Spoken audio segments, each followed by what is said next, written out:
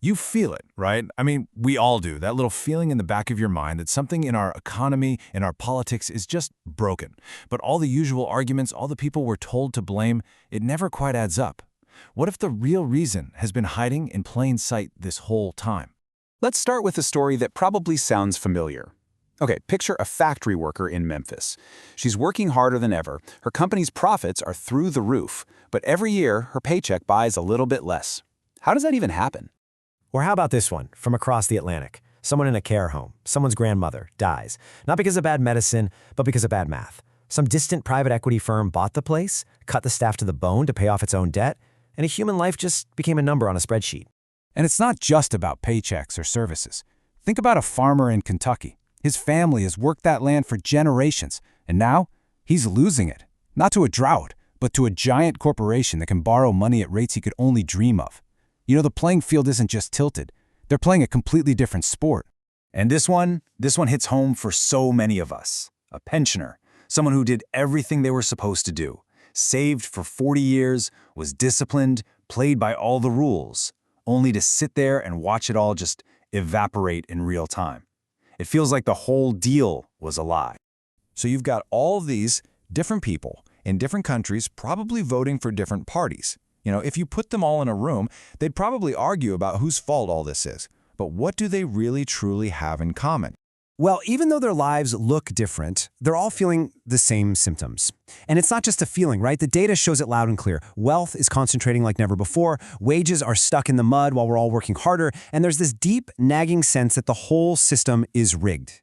Okay, so you'd think the blame game would split right down political lines, right? But check this out. On one side, you have Noam Chomsky, a hero of the political left. On the other, Bitcoin maximalists, who are about as libertarian as you can get. And they're pointing at the exact same thing, a nasty feedback loop where wealth and power just keep circling among the same group of insiders. And it's not a one-off. Look at this. Bernie Sanders, the socialist from Vermont, and officials from the International Monetary Fund. I mean, the heart of global capitalism. They use totally different words, they want totally different things, but they describe the exact same problem, a system where regular people are losing while the tiny few are winning big. So this is the big puzzle, isn't it? If basically everyone, from every possible political angle, agrees on what the problem is, why on earth can't we seem to fix it? What are we missing?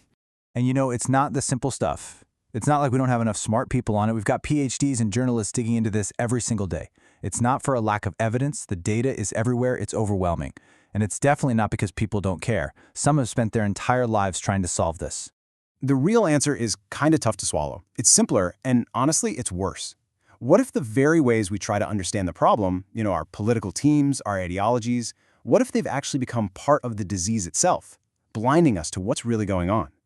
To actually see it, we need a clue. But you're not going to find this one scrolling through your newsfeed or getting angry on social media. Nope, this clue, it's been sitting right there, out in the open, for 250 years. And it comes from the absolute last person you would ever expect to hear it from. Adam Smith. Yeah, that Adam Smith, the father of capitalism. Turns out, in his biggest book, he wasn't just singing the praises of the free market. He was shouting a warning about the masters of mankind and their rotten motto, all for ourselves and nothing for other people. And let's be super clear. He wasn't talking about your local coffee shop owner. His target was the East India Company, a massive government-backed monopoly. It was basically the world's first too-big-to-fail corporation, and Smith saw the danger it represented from day one. And he wasn't the only one. This warning just echoes through history. You got Smith, the liberal economist, in 1776.